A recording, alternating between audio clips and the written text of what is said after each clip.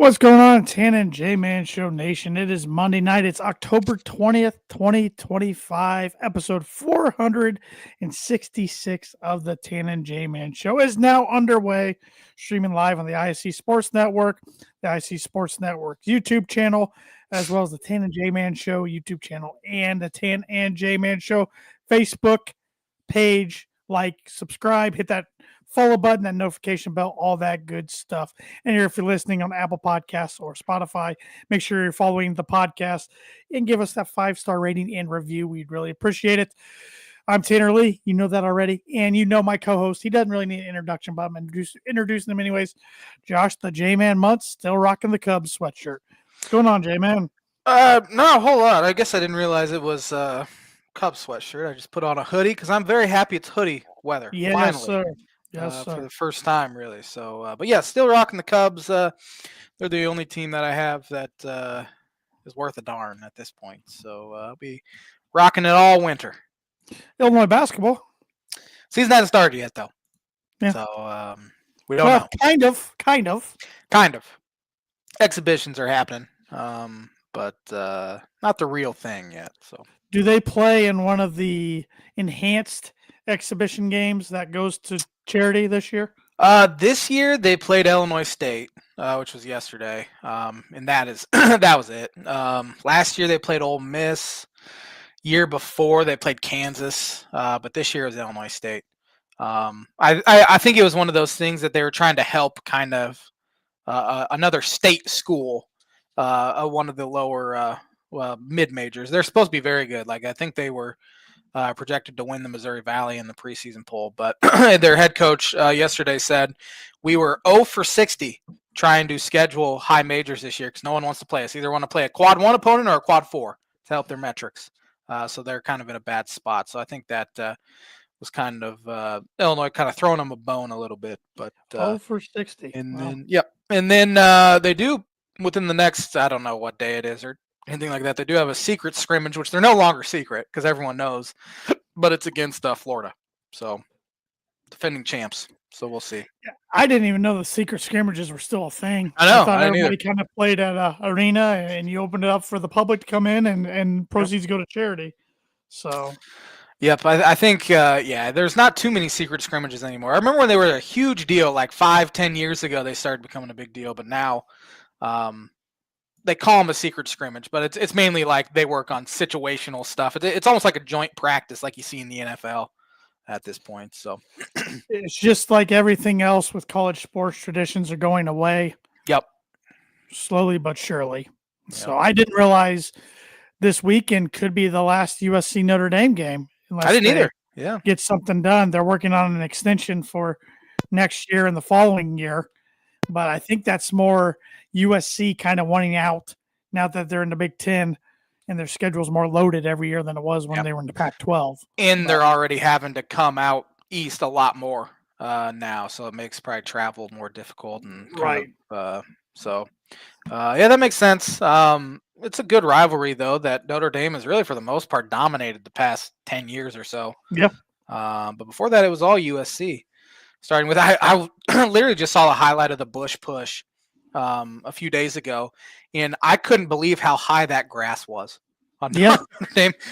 Now they all cut it real short so people can run. But it felt like it wasn't, but it felt like ankle high grass they were running. It was pretty funny. They grew it out to slow USC down that weekend. Almost worked. Almost didn't ultimately work, but I do have some birdie bogey for you. Okay. Were you aware that the NBA season starts tomorrow?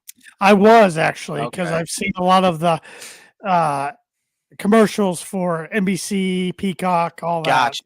That makes sense. I was unaware of that fact until today when I saw that. NBA season starts tomorrow. I thought it was closer to Halloween.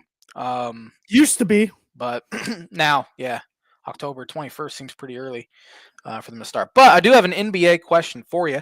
You can ask my wife. I tried to look for a trivia question for 2 hours last night. Couldn't find a good one. Still don't necessarily like this one.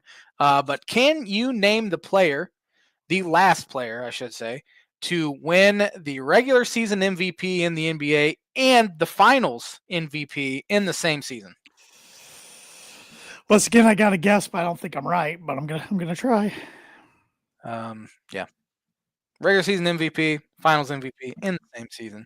Birdie or Bogey is brought to you by Arlington Public House for good cuisine, cocktails, located 703 Main Street in Rochester, Indiana. Yeah, I'm pulling up their Facebook page right now, and well, they didn't post their weekend specials last weekend, so Can make some up for them right now. Give our could. culinary expertise. Well, how well do you know seafood dishes? Because that's I usually know what the nothing specials about are. seafood. You give me a burger and I can find my way around a grill. Some steak, I'll grill you Well, some steak, all right, burgers, so chicken. make the J-Man burger special for Arlington. All right, so you got a burger, right? Yep. Topped with ketchup, topped Yeah. with tomato, topped with lettuce. Call it a day. What kind of seasonings we using? I'm using Kinder's The Blend. That's my favorite. Salt, pepper, garlic. A little bit of this on the top, a little bit of that on the other side. Grill it about 3 minutes each side, so it's got a nice little pink center. Yeah, simple is the best way to go. What's the side? What's on the side there? Oh, let's see what can I do on the side. You're gonna be happy with some tater tots in the air fryer. That's what you people are gonna be happy with. Amen. Sounds good. Sounds good to me. Sign me up. Yeah. All right. But got a lot to talk about tonight. Of course, after tonight, of course, the audio for this comes out tomorrow, so everybody's going to know tomorrow who's playing the Dodgers in the World Series. But tonight is Game 7 between the Mariners and Blue Jays.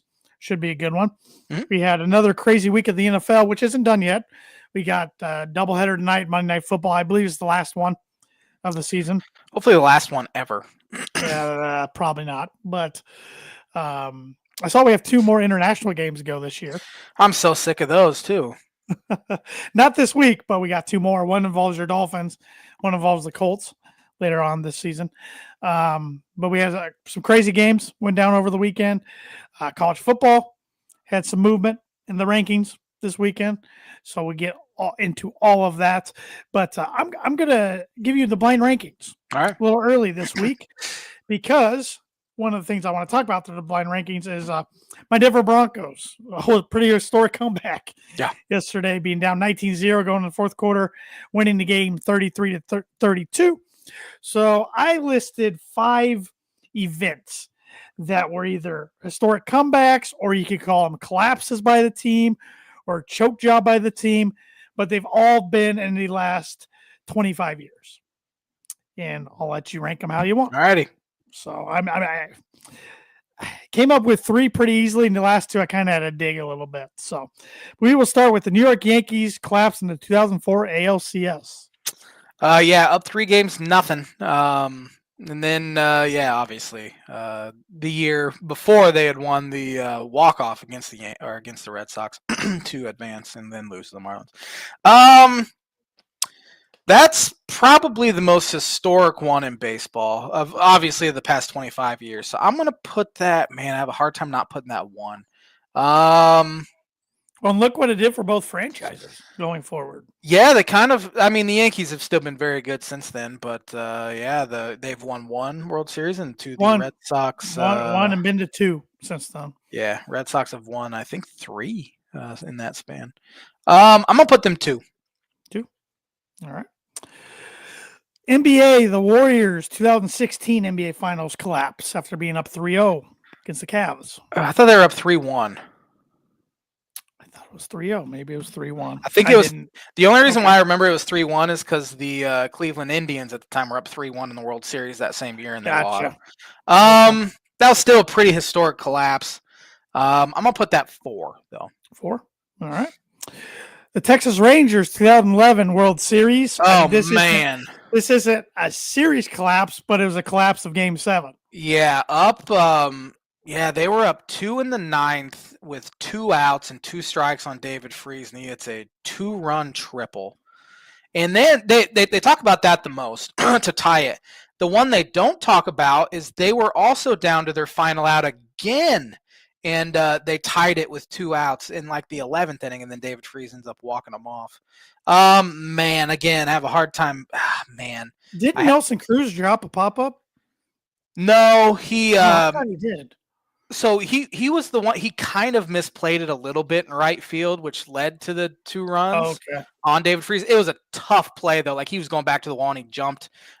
Better see. He was a DH all year, and they had to play him in right field because back then they had the old school rules, obviously. So a competent right fielder probably makes the catch, and the Rangers win the World Series. Unless there's a.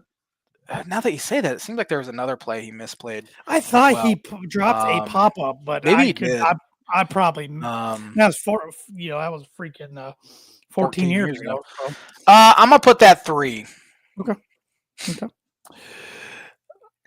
The Kansas City Chiefs 2014 lost to the Indianapolis Colts 45-44 after being in the wild card, after being up 38-10 in the third quarter. Yeah, I remember that one. That was a miracle comeback. Was that when Andrew Luck recovered the fumble and then dove in, or was that the okay? Yep. I'm gonna take a chance and put that 5.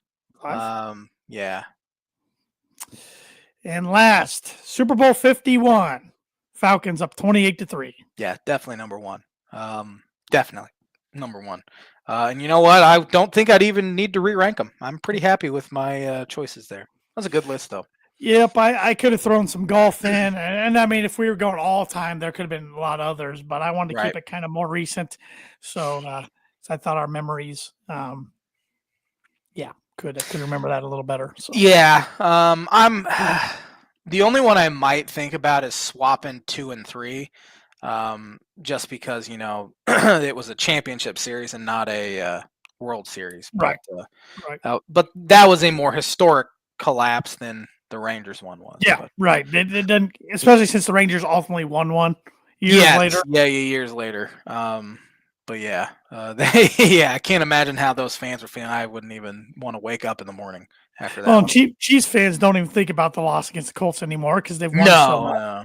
And it would have been a heartbreaking loss, but at the same time, they would have gotten waxed by whoever, New England or Baltimore was good that year, whoever. So that was the year the Broncos made the Super Bowl and got smacked. Denver, yeah.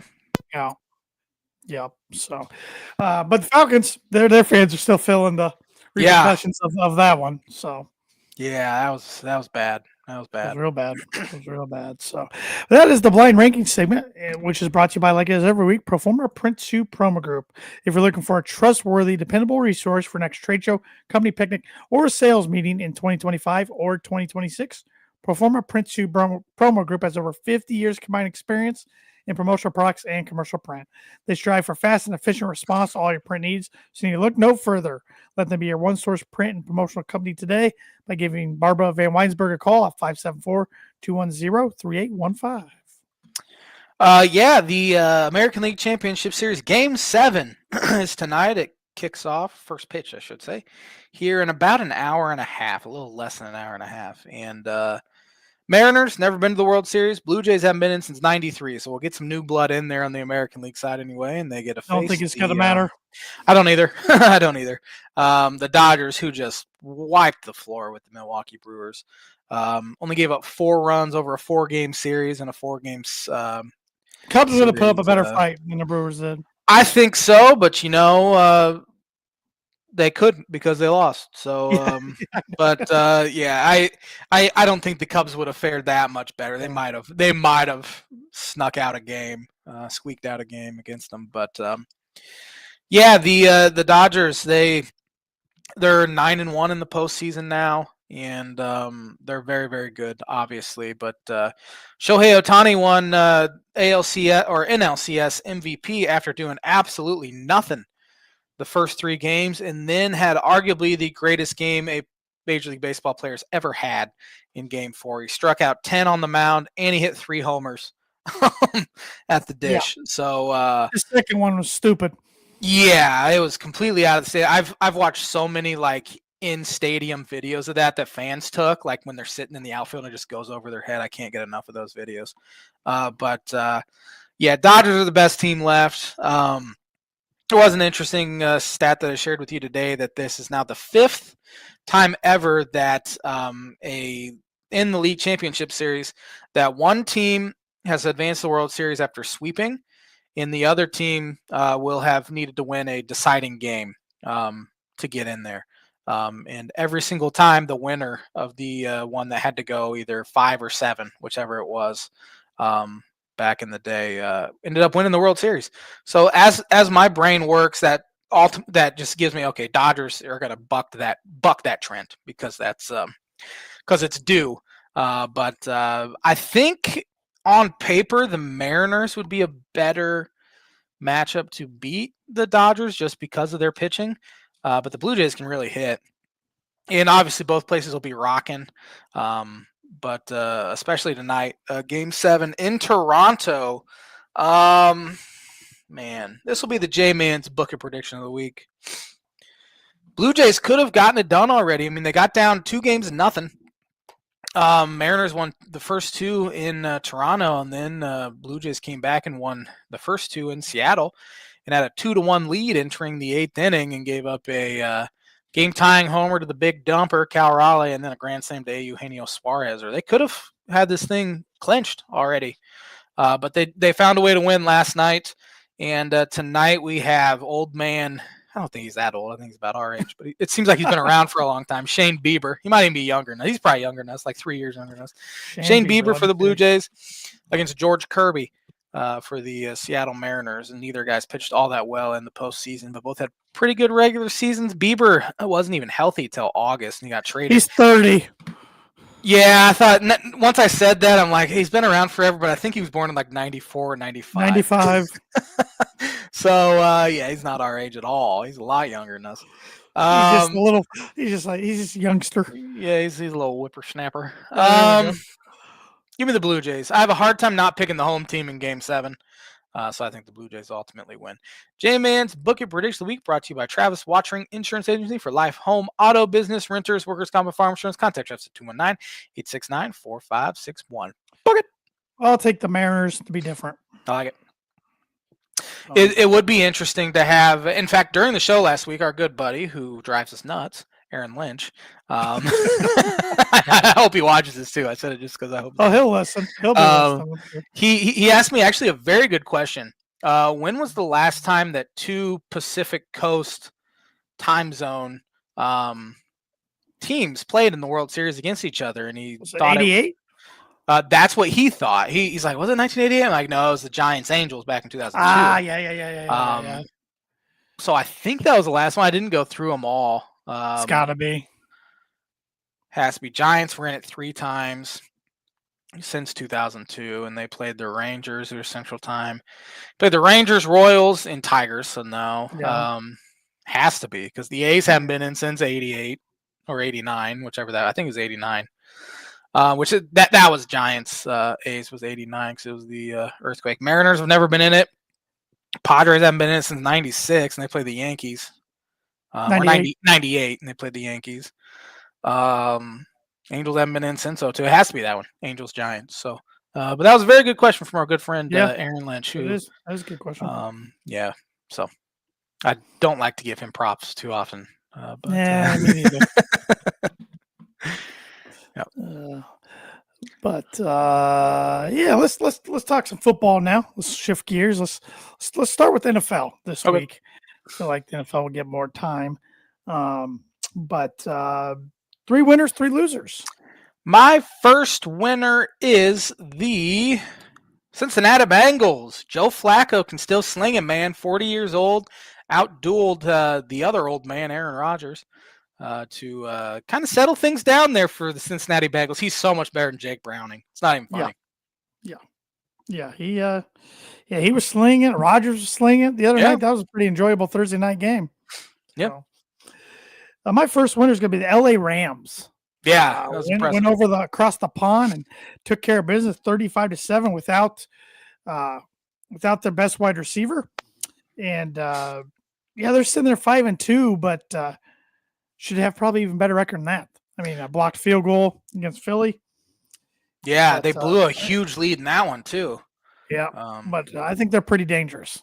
think they're Yeah, pretty dangerous. the old man threw 5 touchdowns. Stafford did. He can still sling it too. Yeah, again, definitely. These old guys can still throw the rock around. So my second winner is the Kansas City Chiefs. I have a hard time not even saying they're the best team in the AFC again. It's only been two good weeks, but man, they've looked pretty good the past 2 weeks. Now they have Rashee Rice back. It's annoying. Yeah, I'm glad they don't have the division lead yet. They probably will eventually, but maybe they'll lose at Buffalo in 2 weeks. I don't know. Bills got to get together a little bit. They do. Let's see. Another winner for me. It's going to be the San Francisco 49ers last night, beating the Falcons after the Falcons coming off a big win against the Bills. This Niner team's so injured, and they just find ways to win games. I mean, they're doing it with the backup quarterback. They keep losing guys, usually on the defense side of the ball every game, but they're just so well coached. So when they start getting guys back, they could really, really be a team to be reckoned with in the NFC. Not that they already aren't, but. Yeah, 5-2, a lot of season left, but it feels like, entering this year, it felt like kind of not a make or break, but like if things go sideways here, it might be time for a little parting of ways, right? Mutual parting of ways with Kyle Shanahan. But he's got him playing very good football. My last winner is the Carolina Panthers. They're over 500 for the first time this late in the season. And how long? It feels like it's been since their Super Bowl year. I know it's probably not. They were fairly fortunate to squeak one out. Did Young get hurt? Bryce Young? Yes, he's out this week. Okay, because at the end of the game I turned it on and I saw Dalton was in. It's a pretty dang good foot or ankle, I want to say. Okay, it's a pretty dang good backup to have, Andy Dalton. Good for them. I don't know if it'll last, but and now they play the Bills this week. At home, it's not gonna last this week. Sure, they were wishing they had Bryce Young. Yeah, my last winner is the Indianapolis Colts. Yeah. I know you just said the Chiefs are the best team in the AFC, but it's hard for me not to say the Colts aren't the best team in the league. Yeah, right now. No, I'm right there with you. League. I mean, they've only lost one game, and every time I keep waiting for the shoe to drop. And it's just not happening. Jonathan Taylor's best running back in the league right now. Daniel Jones isn't making mistakes. His receivers are better than I thought they were. Their O-line's good. Their defense still has some question marks, definitely the defensive backfield. And I know the Chargers are really, really injured, especially on the offensive line. But to go into SoFi and win 38-24 was an eyebrow raiser for me. So yeah, Herbert threw a couple picks, including one in the end zone, which was bad right before half, too. They had a chance to get some momentum. They couldn't. Yep. 3 losers. New York Giants. I know you want to talk about this game a little bit. Up 19-0. They were even up. What was it? It was 29 to 26-8. 26-8. There we go. I think they win that game if Jackson Dart just takes a sack instead of tries to throw it. Probably. Denver would have had to drive the length of the field twice to do it. But hey, credit to Denver where it's due, and credit the Giants kicker. Man, that's a bad day. That was a bad day for him. But one thing that I don't get that teams do is once it's like late, Giants are up 2 with 30 some seconds left, and their defense played good for the first 3 quarters, and then they changed things. They went away from their base defense, went more prevent. And how often do we see that hurt teams? Every single time. And the Giants are a bad team that found a way to lose that football game, and that's just what bad teams do. Yeah, they play at Philadelphia now this week. I mean, you could tell that Dart and Scadaboo have added some juice. For sure. That team. They're young. They maybe have a promising future, even though I don't know how long Cam Scadaboo can last in this league running the way he does. He reminds me of a skinnier Peyton Hillis. Yes. There was one time yesterday, he was going to score anyways, and he scored, and he lowers his head down right into Hufunga. I'm like, dude, are you just asking for a concussion? Yeah. Like, he just doesn't shy away from stuff, and that's why we've seen running backs like him not last in the NFL. Yep. So he probably has like a 5-year career. But yeah, like you said, up 19-0 going in the fourth quarter, and then the Broncos scored 33 points in the fourth after not scoring any. End up winning on a game-winning field goal, and even there, the Giants were playing kind of a prevent instead of rushing 4. Yeah. And it bit them. I mean, that's where Bo Nix, he struggled mightily through 3 quarters. Sean Payton struggled even worse, I think, as a play caller. But then he plays loose in the 4th quarter, finds a way to get it done. I got some stats here. Yesterday was Demaryius Thomas Day in Denver. He got into the Ring of Fame. And they also celebrated the 10th year anniversary of the Super Bowl 50 team. Demaryius Thomas passed away at the age of 33. The Broncos scored 33 points yesterday, and time remaining on the clock when they started their game-winning drive with the field goal was 33 seconds. Dang. Kind of goosebumps right there. And Cortland Sutton ended up with 87 yards. Run away from 88, which Demaryius Thomas was jersey number. Teams were 1,061-0 when leading by 18 or more points with 6 minutes left in the game until yesterday. Yikes. That was Bo Nix's 6th fourth quarter comeback already for the Broncos. First quarterback in NFL history to have 2 rushing touchdowns and 2 passing touchdowns in the same game. It was the second most fourth quarter points ever scored in NFL history. The Lions had 34 against the Bears in 2007. At one point in the fourth quarter, the Broncos win percentage was 0.7%. Win probability, I should say, with 6:38 left on the clock, down 26-8, and with 4th and 3 for their offense. It was the 8th most improbable comeback since the next gen stats era began in 2016. And last 5 drives for the Broncos after doing nothing the first 3 quarters, 4 touchdowns and 1 field goal. They got to stop doing that. In two-point conversions. Yes. It's starting to remind me of the 2011 season with Tim Tebow, which they don't do anything for 3 quarters because even the Jets was a comeback victory, even as sloppy as it was. The Eagles was a comeback victory. Definitely. So that's 3 in a row. Yeah, it was similar kind of ish to the Eagles victory down. Had nothing going first 3 quarters and then found a way to Nix is clutch. He's bad the first 3 quarters. At least the past couple weeks. And then they get behind and he looks loose and then just start down 14-0 and the game can start maybe. Well, Sean needs to run the ball more. That's what he needs to do, but he's stubborn. So other losers around the league. Sorry, Jay, man. I got to put the Dolphins. Not talking about loser. Not because they lost, but how they lost. 31-6. Just a drumming. And I did see on ESPN that Mike McDaniel was asked about a potential quarterback change, and no quarterback change coming. Which why would they change quarterbacks? Yeah. It's kind of dumb. Bunch of losers. That Moody says 0.7%. So you're telling me there's a chance? Yeah. All right, I get you. I have a hard time not cussing on this show tonight.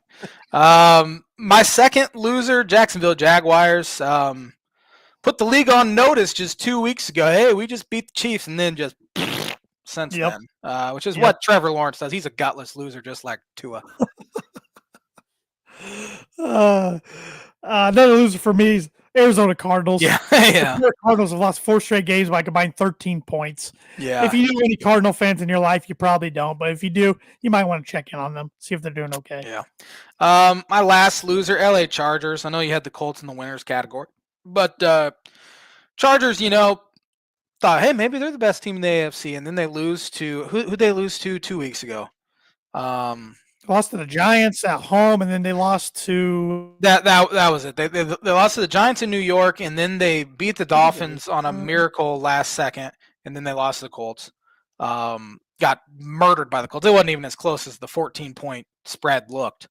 Something's off there. I know Herbert's off. He has.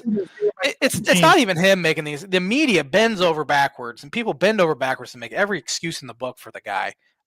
He's just not a winner. He's not. He's just not that guy. He's a good quarterback. Don't get me wrong. They're never going to win a Super Bowl with him. No shot. Yeah, they just can't get over the hump. Never have been able to. Yeah. My last loser. I'm between 2 teams here, but I'm going with the Raiders. I know they lost at Arrowhead, which is a tough place to play, and lost to the Chiefs, very good team. 31-0. Maybe it's too early to say this, but I don't think Pete Carroll's going to work out. No, I'm with you. He should have just stayed retired. The Geno signing was stupid. Yep. I never believed in him for a second. Now he's real bad. So yeah, I don't know I think Aiden O'Connell's finally coming back. I don't know if they'll switch to him or not, but they have Kenny Pickett there too, right? Yeah, Pickett. Yeah, forgot about him. I was going to say they could I don't know why they'd want to do this, but they could try to go out and get Russell Wilson, Yeah. pair him back with Pete Carroll. But I don't know how that relationship is. Supposedly they've patched things up, but I don't know. Yeah, it ended pretty poorly, which seems to be a theme of the Russ. Yep. Of Russ. He warmed up a little bit on the sidelines yesterday. There was one point that Jackson Dart limped off the field. I was hoping he'd come in. Yeah. That's 2 years in a row. I was going to say. His team played at Denver last year. He was hurt against Steelers, so Justin Fields actually beat the Broncos. And then this year with the Giants, he was a backup. So. Yep. So, but I always put the Titans as a loser. Yeah, they stink. They stink. Cam Ward is not showing me much. No, I agree. So, and I almost put the Bears as a winner. 4 straight. Yeah. They beat one of the worst teams in the league, but still, that's the kind of game they usually lose or they've lost in years past. So maybe things are different there. They started 4-2 last year though. So. And you know what I will say about the Bears defense did really good yesterday. Caleb Williams not so much, but I will say this about Saints, even though they're not good, they play really hard. Yeah. And some other teams in the league that are bad, I don't think play very hard. So at least Kellen Moore is getting that out of them. So they do not have a one of them on paper. Do they reside in Miami? Potentially. Actually, they reside in West Palm Beach. But yeah. So are you surprised we haven't heard anything about Mike McDaniel? No. No, I'm not. Because last week you were saying if they lose to Cleveland, he might be out of a job. I thought for sure. I'd never read that anywhere. That was just my thought. And then the way it happened, I can't imagine. But old Stevie Ross wants to see if they can turn it around. I read he's fond of Chris Greer and Mike McDaniel. You can like them as people, but still realize that they're bad at their job. Business, Steven. It's a business. He's a self-made billionaire. He would have fired these guys. Well, he would definitely fire Chris Greer years ago if he was running one of his other businesses. The fan base is gone. Like he's lost them. So what's the point of making a change at mid-season? Now, the trade deadline's in 2 weeks. If I'm Stephen Ross, I'm telling Chris Greer, you do not make a single trade. Don't do it. Not going to let you. I don't want you to mortgage the future even further when he should be fired. But again, I have zero confidence that Stephen Ross will actually fire Chris Greer. He's unfireable at this point, and I don't understand it. No one gets it. I'm seeing a common trend in your fandom with GMs here. Now, yes, Jed saved himself, and he's done an okay job, as much as I hate to say it. I don't know. There's a lot of hashtag Fire Jed tweets this year. No, there was no Fire Jed tweets this year. Are you sure? Not hashtag Fire Jed. Are you sure? Not hashtag Fire Jed. I know for a fact there was no hashtag Fire Jeds. All right. I was grumpy after the trade deadline, but I got over it after a few weeks. But yeah, Jed's a lot better at his job than Chris Greer is. I'll just say that. Yeah. All right. Fair enough. But do you want to pick games for week 8? I do. Thursday night are Minnesota Vikings at the LA Chargers. I don't know if McCarthy's coming back. He was a emergency quarterback yesterday, which tells me he's healthy enough probably to start coming back. But yeah, I don't know. Might be hard with a Thursday game. Yeah. Here. But give me the Chargers for 4. I don't trust either of them at this point. I got the Chargers for 2. I hope they never wear those banana uniforms. Gosh, they were ugly. They were so ugly. Yep. The New York Jets at the Cincinnati Bengals. Jets stink. Give me Bengals for 10. I got the Bengals for 9. They got the Jets and the Bears back-to-back weeks. Could the Bengals start making a little push? They got the weapons to do so. We'll see if they can do it. The Jets, I don't know when they're going to win a game, if they're going to win a game. They should play Tyrod Taylor if they want to win a game. I agree. And he stinks too. Yep. Buffalo Bills at Carolina Panthers. Give me the Bills for 7. I got the Bills for 11 because of Bryce Young being out. If he was playing, not near as high, but I don't know. I don't know. For some reason, I think Dalton's better. That's just my thoughts. Oh, I don't think so. I think they both stink. Oh, I think Bryce Young's done pretty well for himself the last 2 years. He's done okay. But you would think otherwise if he wasn't the number 1 overall pick. Fair. That's a good point. San Francisco 49ers at the Houston Texans who play tonight. Don't they play tonight or do they not? No. Yes, they do. Yes. They play Seattle. Seahawks. Yeah. Give me San Francisco for 3. I have the Niners for 6. can't figure this Texan team out. No. I don't know how much longer Purdy's going to be out, but Mac Jones, one of those guys, change of scenery, he's doing them good. Yeah. So the New York Giants at the Philadelphia Eagles. The Giants just beat the Eagles a couple weeks ago. Yes, Philadelphia squeaked by yesterday against Minnesota. Give me Philadelphia for 8. I got the Eagles for 5. I think it'll be a good. Could game. see this loss for the Giants have a lingering effect. Absolutely. Yeah. Absolutely. I mean, Dable. Those are type losses that can eventually get you fired. Yeah, he should have been fired a while ago, probably. Yeah. He was on the hot seat a couple weeks ago. So. Yeah. Cleveland Browns at the New England Patriots. Give me Patriots for 9. I got the Pats for 7, but I almost went with the Browns for 1. I have a weird feeling about this game. I don't know why, but maybe that's just because I don't want to see the Patriots become winners again. But it looks like they gotta. Yeah. Well, it's early. Chicago Bears at Baltimore Ravens. I believe Lamar's going to try to play. He is supposedly going to be back. Give me Baltimore for 6. I got the Ravens for 3.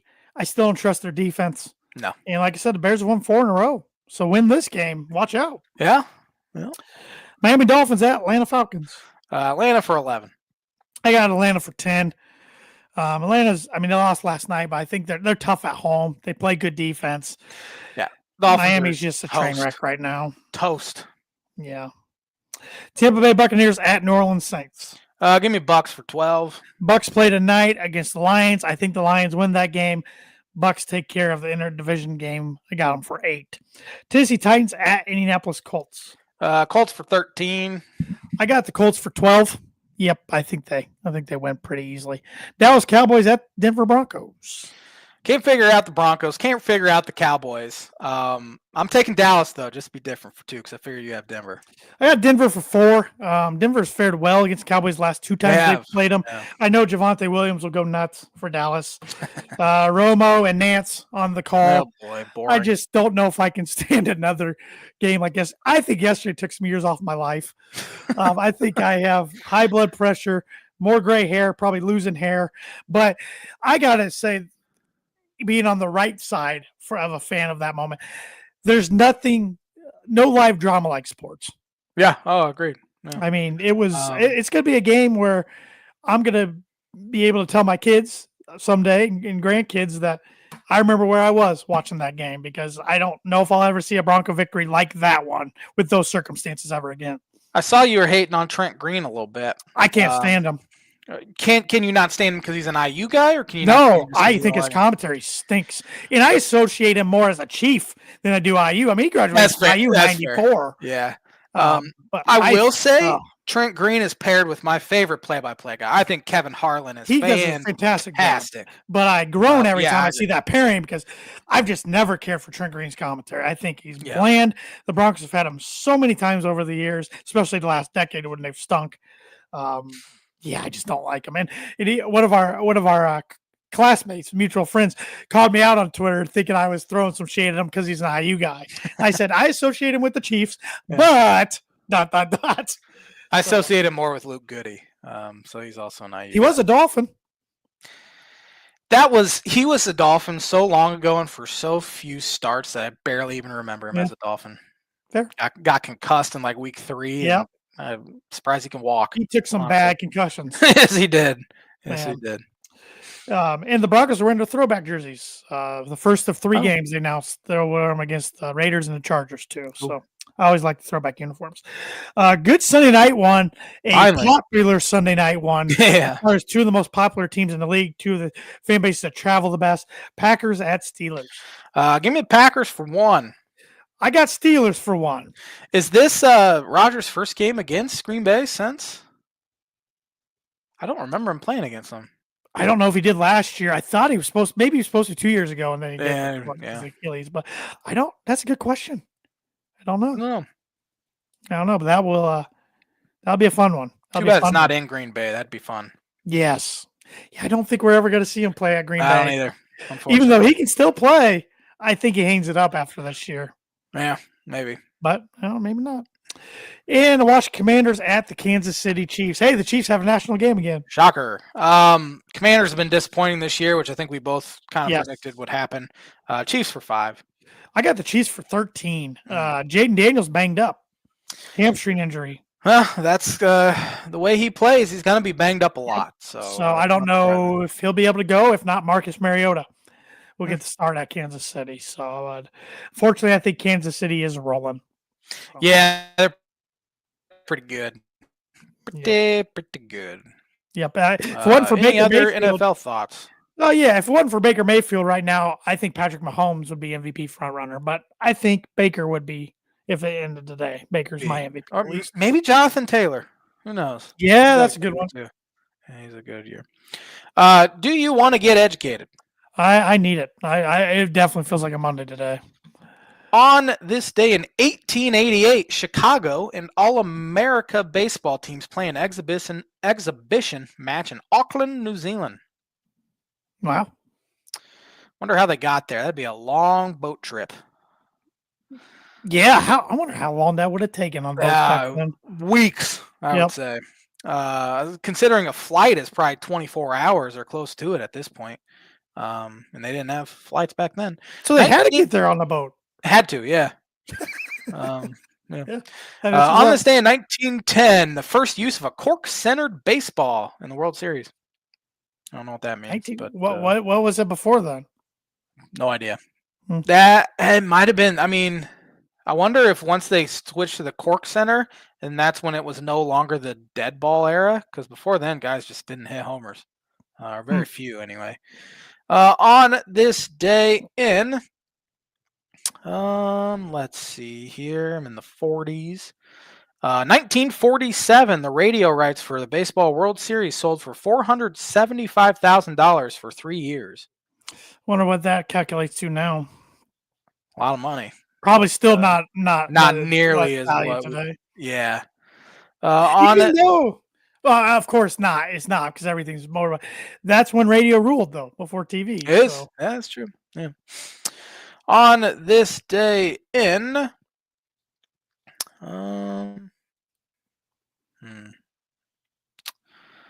not a great. 1976, New York Nets Julius Dr. J. Irving's contract is sold to the Philadelphia 76ers. Yeah, and I don't know which team I associate him more with because they both pop in my mind. They're similar colors back then. I always think Sixers. Okay, that's my thought. 1982, on this day, Billy Martin was fired. Seems like that's about every week we get one of those. Who won the World Series on this day in 1982? Man, I'm not. 80s, 70s, I really struggle with the World Series. 90s, I'm fine, but 82 was that the Orioles? St. Louis Cardinals beat the Milwaukee Brewers 6-3. That's weird. That's weird to hear. Yeah. I mean, the Brewers Brewers in the American League back then came to the NL in 1998, not that long ago. Really? I thought it was before then. Nope, 98. I can go back in my World Series trivia all the way to 82. That's like the last one I can get right. 83 I struggle with, but yeah. 1988, LA Dodgers beat the Oakland A's 5-2 at Oakland Alameda County Coliseum to win the World Series. Who was the MVP that year? Is that Kirk Gibson? You would think after his famous homer, but it was Oral Hershiser. I used to have his autograph. I think I lost it somewhere. Cool. Saw him. I was like in 5th grade at a Rangers Devil Rays then spring training game. Did not know who he was. My dad told me to go up to him and get his autograph. On this day in 1990, the Cincinnati Reds beat the Oakland A's 2-1. Last time they were worth a darn. Yeah, to sweep Oakland and win the Reds' 5th title. Jose Rijo was MVP. I would say the last time either team was worth a darn, but the A's had a nice little run in the early 2000s. Yeah, and even back in the mid 2010s to about 2021, they're pretty good. On this day in 1992, the first Baseball World Series game played outside of the United States as the Blue Jays beat the Braves 3-2. 1993, the Blue Jays scored 6 runs in the 8th inning to defeat the Philadelphia Phillies 15-14 in a slugfest at Veterans Stadium. And then they would ultimately win that World Series on a walk-off grand slam by Joe Carter against Mitch Williams. So, on this day in 1996, Andrew Jones became the youngest player at 19 years old to hit a home run in the World Series. He was a good one. He was. Should be in the Hall of Fame. Weird spelling of his name, though. It was, yeah. Andruw. On this day in 2004, the Red Sox came back from 0-3 to beat the Yankees 4-3. So it was topical. Very fitting. I had no idea that was on today. But good timing on that one.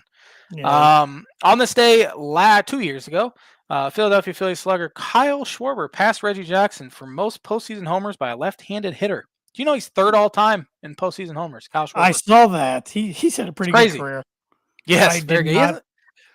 Yeah, unfortunately, he did it with some other team besides the Cubs. Yeah. But it would have been interesting to see how especially now with the DH rule, how his career would have panned out with the Cubs. People blame Jed for non-tendering him, and they should have tendered him a contract. But it would have been a 1 year, and it was the last year before the DH, so it wouldn't have gone as well. Yeah. For him, with the Cubs. But he has an outside shot to get to 500 homers, believe it or not. That's wild. And that will do it for on this day. Actually, I got a trivia question for you. Who won the WNBA finals last year? Because it was on this day. Last year, not this year? Correct. So this year was the Aces, I believe. Last year, gosh. Oh, boy. Oh, yep. I'm going with the Aces. Again. I can't hear you. New York Liberty. Shoot. New York Liberty. Oh, you idiot. Well, you better study up on your WNBA. That's all I got to say for next week's show. I had no idea the Liberty. You think I'm joking? You think I'm joking? Just wait. You're getting tested on WNBA next week. Well, you better make it part of Birdie Bogey, considering I'm up 7 strokes on you with about 8 weeks left to play in the year. So I'll make it a seven stroke worth question. I'll find a way to get all of them right. You would. I'll be down 14. So, and that is the On This Day Good List this week, which is brought to you by, like as every Mooney Wood and Laser Crafts. Mooney Wood and Laser Crafts is a veteran-owned and operated woodcraft and laser shop based out of Texas with Indiana grassroots. They provide 100% hand-cut custom designs that fit your needs, and their pieces are a great addition to any home, office, or man cave. You can see some of the recently completed projects by visiting them at Mooney Wood Laser Crafts on Instagram and on Facebook. And if you let them know the Tan and J-Man Show sent you, you get 15% off your order. Thad's been pumping out the designs lately on Instagram. We're sharing them on our end, on our Instagram. So make sure you're checking out our stories and follow him on Instagram, like I said, at Mooney Wood Laser Crafts. So he's getting better and better with his craft. No pun intended. All right, college football, J-Man. What were your big takeaways from week 8? I think the biggest one was Billy Napier getting fired. Yeah, we all saw it coming. It was very predictable, and there were talks all week that it was going to happen. But I think that was kind of the big storyline. The U played a very poor game at home against Louisville over the weekend. Jeff Brom special, baby. Jeff Brom and Carson Beck special. Yep. Throwing 4 interceptions. They're not out of it yet, though. No, I think they need to run the table. And the ACC is weak enough where you definitely might be a blessing in disguise for them. Might be. Yeah, get it out of their system. But they did not play very well. Elsewhere around the country, I didn't watch a ton of college football. I don't really watch that much college football throughout the week. And but other than that, were there any top 10 teams that lost? Ole Miss lost. Yeah. Georgia in a very good game. Ole Miss, Miami. Yeah. Texas Tech lost to Arizona State. Yeah.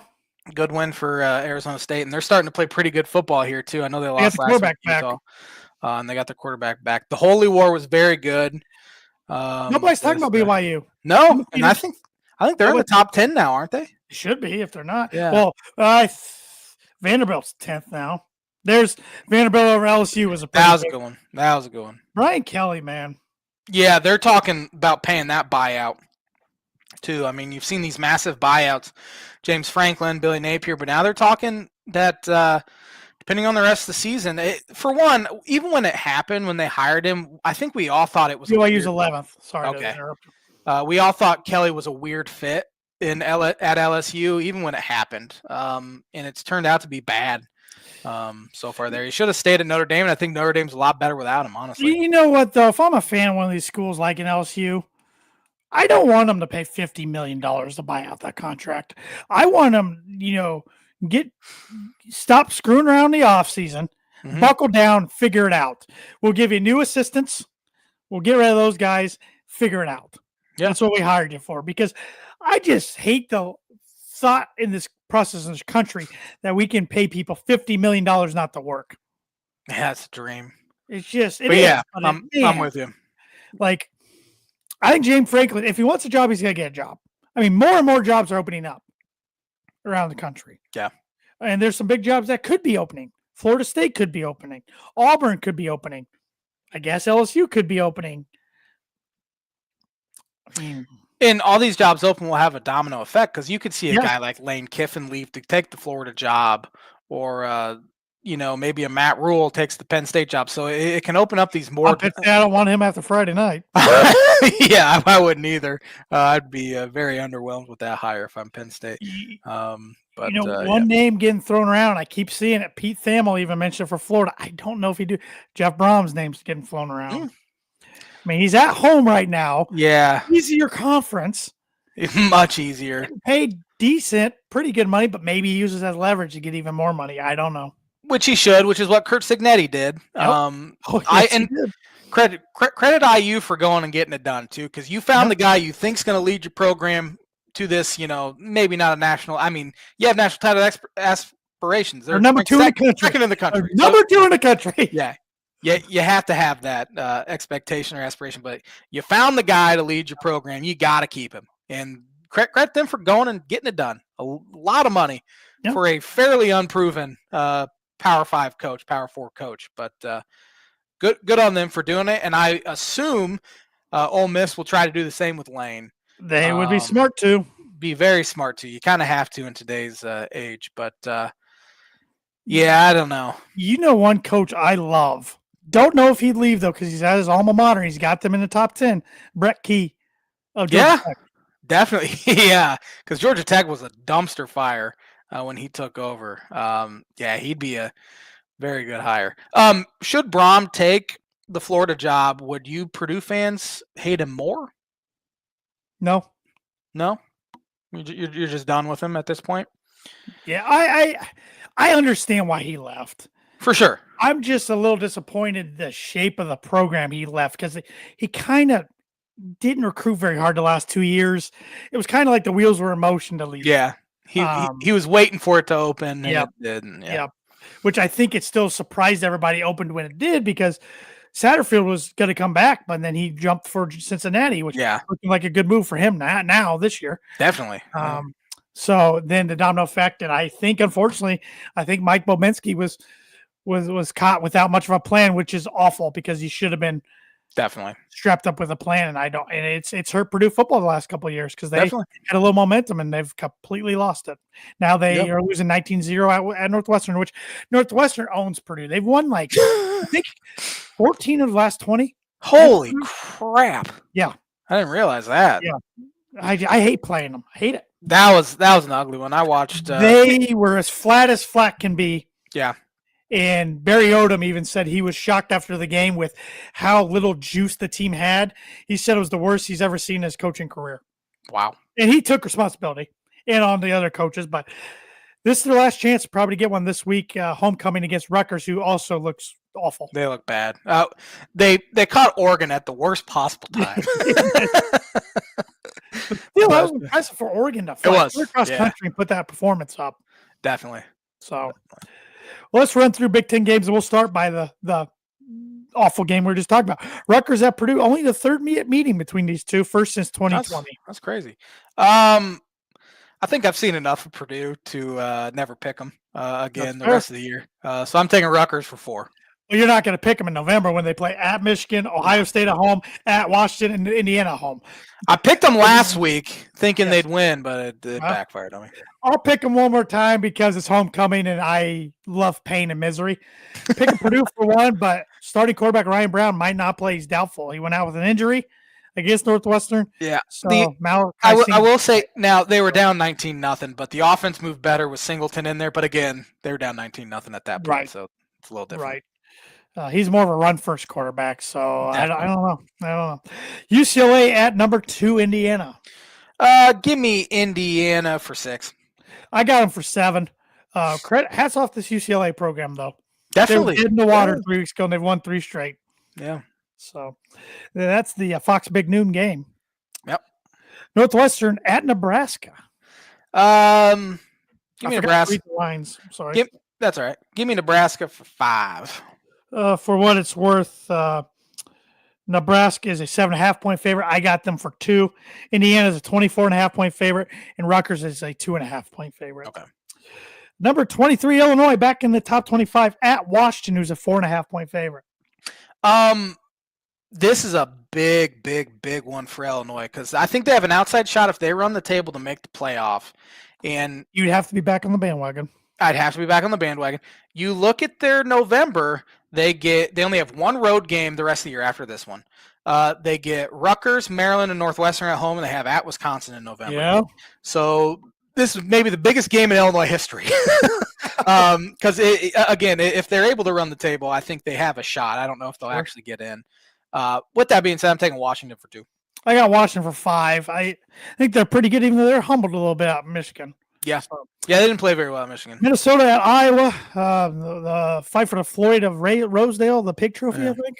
Yeah. Good win for Iowa against a desperate Penn State team. They're 8.5-point favorites this week. Very fortunate. I'm taking Minnesota, though. PJ Fleck can coach, man. Minnesota for 1. Yeah, and Purdue had them beat. They did. Ticks me off. Iowa for 3. I like them at home at Kinnick. They're tough at home. Wisconsin at number 6, Oregon. Wisconsin came out backing Luke Fickell and saying they're going to put more money in the program. Good luck to you there. Yep. If they lose out, he's gone, right? It'll be 2-10. Want to guess the spread? Oregon 32.5. 33.5. Oh man, that was a good guess. Give me Oregon for 7. I got Oregon for 6. Number 25, Michigan, 14.5-point favorites at East Lansing against Michigan State. Michigan State stinks. Give me Michigan for 3. I got Michigan for 4. Top 25 games. See if there's anything decent. I'm not doing anybody with a losing record. I will do this one though. This team does have a losing record. Number 16, Virginia, 6-1 at 2-4 North Carolina. Virginia's 10.5-point favorite. Can Belichick get a big win? No. Give me Virginia. I'll take Virginia as well. Number 8, Ole Miss at number 13, Oklahoma is 4.5-point favorite. That's a good one. Give me Ole Miss. Loser, both teams 6-1. Loser maybe out of the playoff. Maybe. Yeah. I'll take Oklahoma at home. Number 4, Alabama at, I did it again, 3-4 South Carolina. Alabama is a 11.5-point favorite. South Carolina's got to be, I wouldn't say they're the most disappointing team in the country after. They were so overrated, started at 11th. Yeah, I thought it was crazy. It was a clear SEC bias. Yep. Give me Alabama, large. I take Bama as well. Game day, game of the weekend. Number 15, Missouri, 6-1 at number 10. Yes, number 10, 6-1, who is a 2.5-point favorite. We were talking trash about Diego Pavia or whatever his name is all year, saying how he's delusional. He's backing it up. I'll give him that. Definitely backing it up. I don't either. Missouri found a way to beat a bad Auburn team in OT over the weekend and act like they won the Super Bowl. He does. Give me Vandy. I'll take Missouri to be different in that Missouri. one.